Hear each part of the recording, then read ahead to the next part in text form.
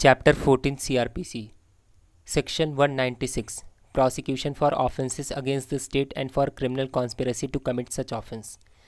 तो ऑफेंस अगर स्टेट के अगेंस्ट में कमिट होते हैं या उनसे रिलेटेड कोई क्रिमिनल कॉन्स्पिरेसी है तो उसके बारे में इस सेक्शन में डिस्कस किया गया है। सब सेक्शन 1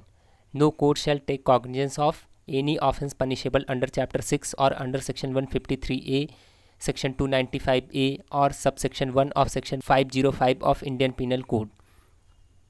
अगर कोई ऑफेंस चैप्टर 6 में कमिट हुआ है या सेक्शन 153A या 295A और सब सेक्शन 1 ऑफ सेक्शन 505 में कमिट हुआ है तो उसमें कोई कोर्ट कॉग्निजेंस नहीं लेगी। चैप्टर 6 बात करता है कि ऑफेंसेस कमिट हुए अगेंस्ट द स्टेट में, या 153A बात करता है कि जो ऑफेंसेस कमिट हुए हैं वो है promoting enmity between different groups. कोई डिफरेंट ग्रुप्स के बीच एनमिटी प्रमोट करता है on the ground of religion, race, place of birth, residence etcetera,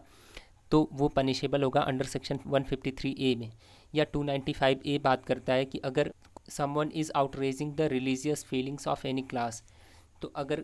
ये ऑफेंस कमिट होता है तो ये पनिशेबल है under section 295A of Indian penal code. या सब सेक्शन 1 ऑफ सेक्शन 505 ये बात करता है कि अगर कोई पब्लिश करता है कुछ या कोई स्टेटमेंट सर्कुलेट करता है या रूमर कुछ फैलाता है उस इंटेंशन से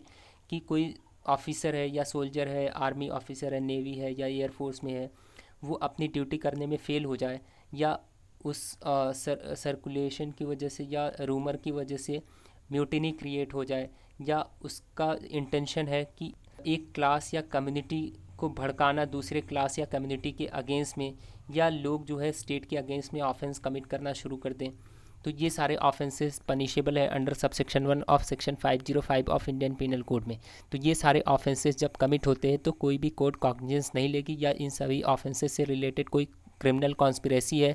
तो भी कोर्ट कॉग्निजेंस नहीं लेगी, या कोई अबेटमेंट है जो डिस्क्राइब किया गया है 108A of Indian penal code में। तो 108A of Indian penal code बोलता है कि अगर कोई पर्सन है, इंडिया में है, और उसने किसी ऑफेंस को अबेट किया जो कमिट होता है इंडिया के बाहर, तो ऐसे अबेटमेंट को भी कोई कोर्ट कॉग्निजेंस नहीं लेगी जो इन ऑफेंसेस से रिलेटेड है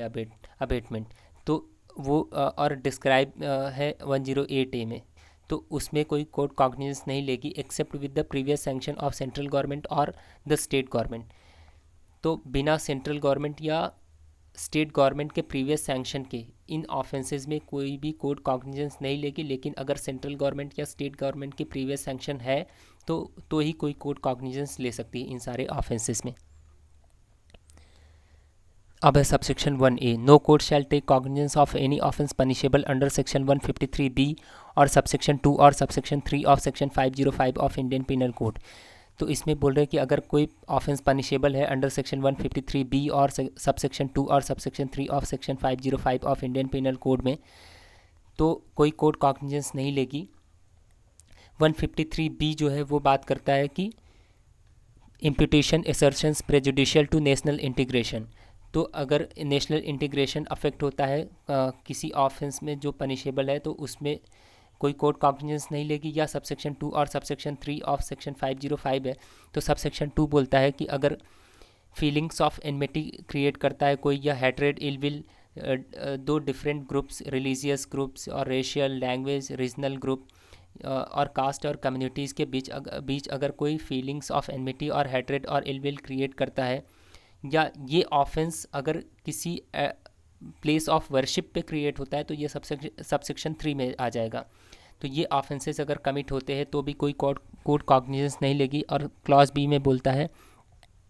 कि अगर कोई क्रिमिनल कॉन्स्पिरेसी है इन सारे ऑफेंसेस से रिलेटेड तो भी कोई कोर्ट कॉग्निजेंस नहीं लेगी, लेकिन कोर्ट कॉग्निजेंस तभी लेगी जब previous sanction of central government या स्टेट गवर्नमेंट और डिस्ट्रिक्ट मजिस्ट्रेट का प्रीवियस सैंक्शन हो। तो अगर सेंट्रल गवर्नमेंट या स्टेट गवर्नमेंट या डिस्ट्रिक्ट मजिस्ट्रेट ने प्रीवियस सैंक्शन दिया हुआ है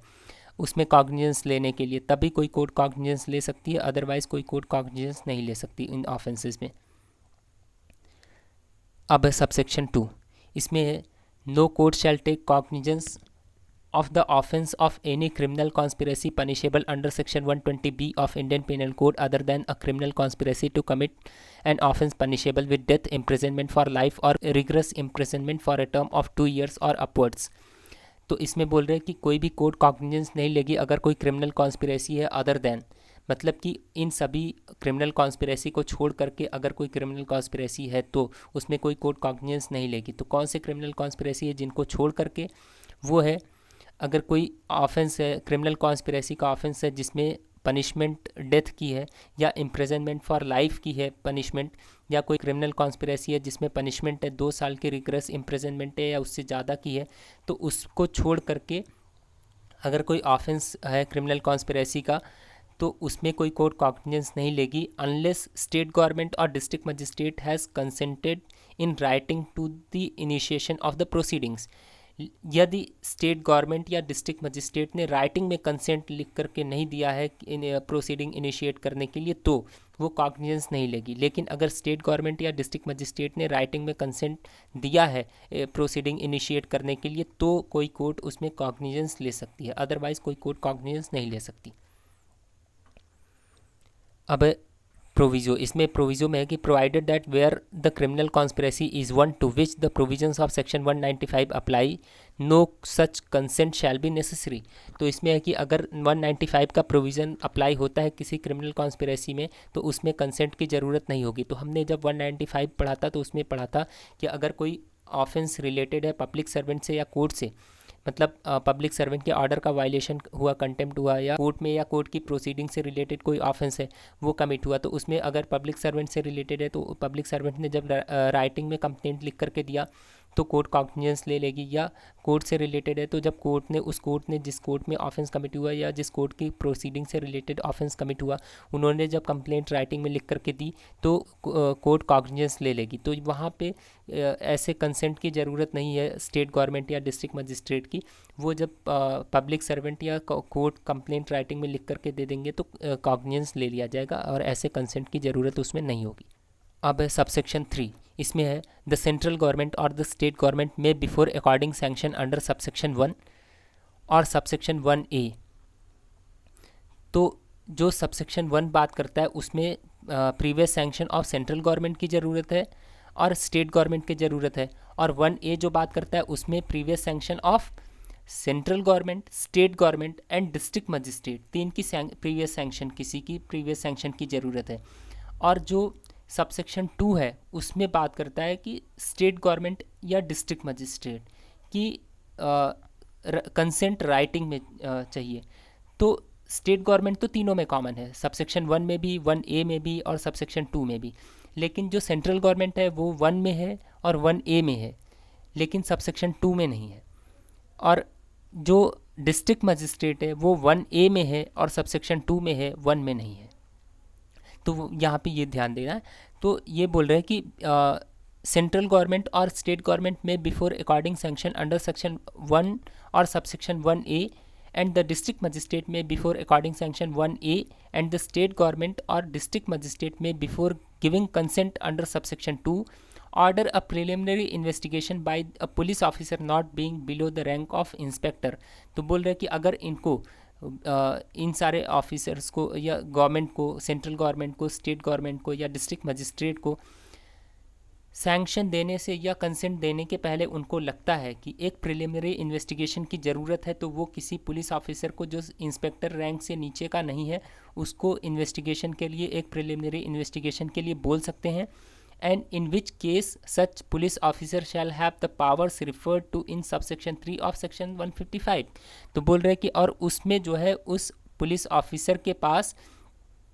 इन्वेस्टिगेशन करते टाइम पे उस तरह से पावर होगी जैसे एक police officer under subsection 3 of section 155 में इन्वेस्टिगेशन करता है। तो 155 किससे रिलेटेड है ये देखिए, 155 जो है वो नॉन कॉग्निजेबल ऑफेंस से रिलेटेड है। तो जब 154 cognizable offence, 155 non cognizable offence. तो अगर नॉन कॉग्निजेबल ऑफेंस है तो एनसीआर बनती है 155 में, और उसी में बोला गया है कि कोई भी officer, police officer non cognizable offence में इन्वेस्टिगेशन नहीं कर सकता बिना मजिस्ट्रेट के ऑर्डर के। तो उसी सबसेक्शन 3 में बोला गया है कि अगर किसी पुलिस ऑफिसर को इन्वेस्टिगेशन करने के लिए ऑर्डर मिल गया है नॉन कॉग्निजेबल ऑफेंस में, तो वो सिर्फ इन्वेस्टिगेशन कर सकता है, अरेस्ट नहीं कर सकता किसी को without the order. Of warrant, बिना वारंट के जो है वो किसी को अरेस्ट नहीं कर सकता है अगर वो इन्वेस्टिगेशन कर रहा है अंडर सबसेक्शन 3 ऑफ सेक्शन 155 में। तो बोल रहे हैं कि उसी तरह से उसके पास पावर होगी जैसे कि सबसेक्शन 3 ऑफ सेक्शन 155 में पावर होती है एक पुलिस ऑफिसर के पास इन्वेस्टिगेशन करते टाइम पे। अब है सेक्शन 197, इसमें है प्रोसिक्यूशन ऑफ जजेस एंड पब्लिक सर्वेंट्स। इसमें जजेस या पब्लिक सर्वेंट के प्रोसिक्यूशन से रिलेटेड इसमें डिस्कशन है। सबसेक्शन 1 में है when any person who is और वाज अ जज और मजिस्ट्रेट और a public servant not removable from his office save by और with the sanction of the government is accused of any offence alleged to have been committed by him while acting or purporting to act in the discharge of his official duty, no court shall take cognizance of such offence except with the previous sanction। अब इसमें clause A में है of central government और clause B में है of state government. तो अगर clause A में बोल रहा है कि अगर वो in case of a person who is employed or as the case may be was at the time of commission of the alleged offence employed in connection with the affairs of the union, तो central government की sanction की ज़रूरत पड़ेगी। और clause B में बोल रहा है कि अगर in case of a person who is employed or as the case may be was at the time of commission of the alleged offence employed in connection with the affairs of state government, तो इसमें बोल रहा है कि अगर state government के employ थे उस टाइम पे एलीजिंग ऑफेंस जो है जब कमिट हुआ तो उस टाइम पे स्टेट गवर्नमेंट के थे तो स्टेट गवर्नमेंट की सैंक्शन की ज़रूरत पड़ेगी। तो इसमें बोल रहे हैं कि अगर कोई जज है या मजिस्ट्रेट है या पब्लिक सर्वेंट है जिनको बिना सैंक्शन या स्टेट गवर्नमेंट या सेंट्रल गवर्नमेंट के सैंक्शन के उनको रिमूव नहीं किया जा सकता है या कोई और प्रोविज़न लोकपाल या लोकायुक्ताज में मेंशन है तो वो फॉलो किए जाएंगे, अदरवाइज़ ये सैंक्शन ले करके ही उनको रिमूव किया जाएगा और उनके अगेंस्ट प्रोसीडिंग शुरू की जाएगी। तो अगर लोकपाल या लोकायुक्ताज में कोई प्रोसीडिंग दी गई है तो वो फॉलो किया जाएगा, नहीं तो फिर उनको स्टेट गवर्नमेंट के या सेंट्रल गवर्नमेंट का जिसके वो एम्प्लॉय रहेंगे उनकी सैंक्शन प्रीवियस सैंक्शन ले करके और फिर तब उनके अगेंस्ट में वो प्रोसीडिंग शुरू की जाएगी। तो सैंक्शन ले करके फिर उसके बाद तब कोर्ट जो है कॉग्निजेंस उसमें लेगी, अदरवाइज़ कोई कोर्ट उसमें कॉग्निजेंस नहीं ले सकती उनके ऑफेंसेस में। अब प्रोविज़ो है provided that where the alleged offence was committed by a person referred to in clause B during the period while a proclamation issued under clause 1 of article 356 of the constitution was in force in a state, clause B will apply as if for the expression state government occurring therein the expressions central government were substituted। तो बोल रहे हैं कि अगर clause B उसमें apply होता है, clause B किसकी बात करता है कि वो स्टेट गवर्नमेंट के एम्प्लॉय थे तो स्टेट गवर्नमेंट की प्रीवियस सैंक्शन ली जाएगी कॉग्निजेंस लेने के लिए कोर्ट को। तो वहाँ पे बोल रहे हैं कि अगर क्लॉज बी से रिलेटेड है वो ऑफेंस वो employ,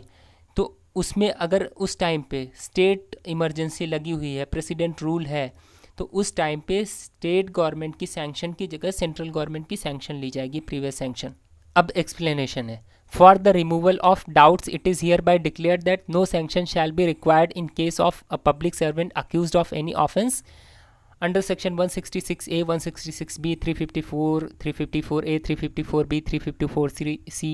354D, 370, 375, 376, 376A, 376AB, 376C, 376D, 376DA, 376DB और section 509 of Indian Penal Code।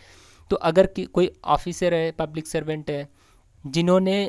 कोई ऑफेंस जो कमिट किया है वो किस में है, इन सभी सेक्शंस में है, तो उसमें जो है कोई सैंक्शन प्रीवियस सैंक्शन लेने की ज़रूरत नहीं है कोर्ट को कॉग्निजेंस लेने के लिए। तो 166A 166B जो है 166A बात करता है public servant disobeying direction under law, 166B बात करता है punishment for non treatment of victim. तो नॉन ट्रीटमेंट ऑफ विक्टिम की कोई विक्टिम आया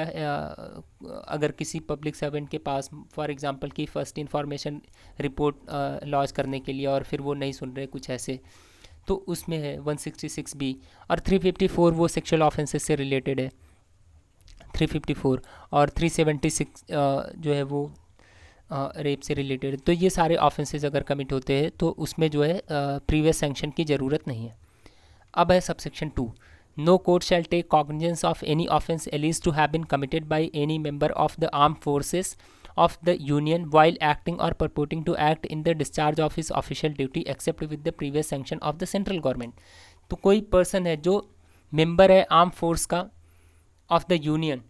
तो अगर वो कोई ऑफेंस कमिट करता है while purporting to act in the discharge of his official duty, अपनी ऑफिशियल ड्यूटी करते टाइम पे, तो उसमें भी कोई कोर्ट कॉग्निजेंस नहीं लेगी except with the previous sanction of central government. बिना सेंट्रल गवर्नमेंट के प्रीवियस सैंक्शन के कोई कोर्ट उन ऑफेंसेस में कॉग्निजेंस नहीं लेगी। अब है सबसेक्शन 3, इसमें बोलते हैं कि the state government may by notification direct that the provisions of subsection 2 shall apply to such class or category of the members of the forces charged with the maintenance of public order as may be specified therein, wherever they may be serving, and thereupon the provisions of that subsection will apply as if for the expression central government occurring therein the expression state government were substituted। तो बोल रहे हैं कि अगर arm forces के किसी class और category के लिए स्टेट गवर्नमेंट ने कोई डायरेक्शन और कोई नोटिफिकेशन इशू किया है, उसमें बोला है कि इन क्लास या कैटेगरी के लिए जो मेंबर ऑफ द फोर्स है सबसेक्शन 2 में उनमें से मेंबर ऑफ फोर्सेस में से किसी क्लास और कैटेगरी के लिए जो प्रीवियस सैंक्शन की बात करते हैं सेंट्रल गवर्नमेंट की, उनकी जगह पे स्टेट गवर्नमेंट आ जाएगा। तो वहाँ पे स्टेट गवर्नमेंट की उस क्लास या कैटेगरी के लिए कोई ऑफेंस अगर उन्होंने कमिट किया है तो उनके लिए उनके ऑफेंस का कॉग्निजेंस लेने के लिए कोर्ट को सेंट्रल गवर्नमेंट की जगह स्टेट गवर्नमेंट की प्रीवियस सैंक्शन लेनी पड़ेगी अगर स्टेट गवर्नमेंट ने कोई डायरेक्शन या नोटिफिकेशन इशू किया है उस क्लास और कैटेगरी के लिए। अब है सबसेक्शन 3A, इसमें notwithstanding anything contained in subsection 3 no court shall take cognizance of any offence alleged to have been committed by any member of the forces charged with the maintenance of public order in a state while acting or purporting to act in the discharge of his official duty during the period while a proclamation issued under clause 1 or article 356 of constitution was in force therein except with the previous sanction of the central government। तो बोल रहे हैं कि इसमें कि भले ही subsection 3 में कुछ भी मेंशन है, तो सबसेक्शन 3 वही बात करता है कि अगर स्टेट गवर्नमेंट ने कोई डायरेक्शन या नोटिफिकेशन इशू किया है कि फॉर दैट क्लास और category of member for the member of forces ये अगर ऑफेंस कमिट करते तो उनके कॉग्निजेंस के लिए सेंट्रल गवर्नमेंट की जगह स्टेट गवर्नमेंट की सैंक्शन रिक्वायर्ड होगी। तो उसमें बोल रहे हैं कि भले ही वो सबसेक्शन 3 में कुछ भी मेंशन है, लेकिन अगर स्टेट इमरजेंसी उस टाइम पे लगी हुई है, प्रेसिडेंट रूल लगा हुआ है, तो उस टाइम पे जो स्टेट गवर्नमेंट की सैंक्शन बोल रहे हैं वहाँ पे जो है स्टेट गवर्नमेंट के सैंक्शन की जगह पे सेंट्रल गवर्नमेंट की बिना प्रीवियस सैंक्शन के जो है उसमें कॉग्निजेंस कोई कोर्ट नहीं ले सकती है। तो भले ही सबसेक्शन 3 में उन्होंने बोल दिया कि स्टेट गवर्नमेंट की सैंक्शन रिक्वायर्ड है, लेकिन भले ही स्टेट गवर्नमेंट की सैंक्शन उसमें हो, लेकिन अगर स्टेट इमरजेंसी लगी हुई है, प्रेसिडेंट रूल लगा हुआ है, तो सेंट्रल गवर्नमेंट की सैंक्शन रिक्वायर्ड होगी कॉग्निजेंस लेने के लिए उस क्लास और कैटेगरी के लिए भी जिसके लिए स्टेट गवर्नमेंट ने डायरेक्शन या नोटिफिकेशन इशू किया था। अब है सबसेक्शन 3B, इसमें notwithstanding anything to the contrary contained in this code or any other law it is hereby declare that any sanction accorded by state government or any cognizance taken by a court upon such sanction during the period commencing on 20th day of August 1991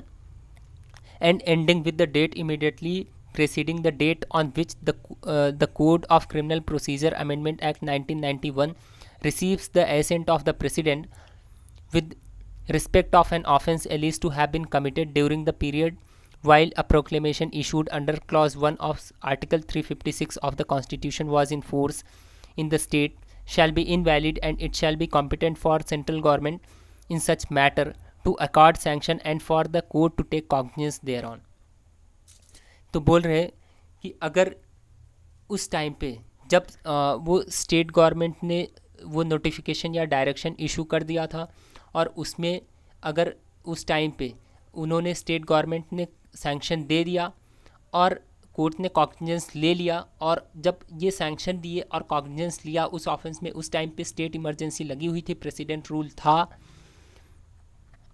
और ये period की बात कर रहे हैं कि और ये उस टाइम पे जो पीरियड है वो है 20th डे ऑफ अगस्त 1991 उस डेट से स्टार्ट होता है। और जब प्रेसिडेंट उस अमेंडमेंट एक्ट पे साइन करते हैं, क्रिमिनल प्रोसीजर अमेंडमेंट एक्ट 1991, उस पे साइन करते हैं, तो उस बीच का जो ड्यूरेशन है 20th डे ऑफ अगस्त 1991 उसके, और जब प्रेसिडेंट उस अमेंडमेंट एक्ट पे साइन करते हैं उसके बीच की बात कर रहे हैं कि उसके बीच का जो ड्यूरेशन है उसमें अगर स्टेट गवर्नमेंट ने सैंक्शन दे दिया और कोर्ट ने कॉग्निजेंस ले लिया उस ऑफेंस में,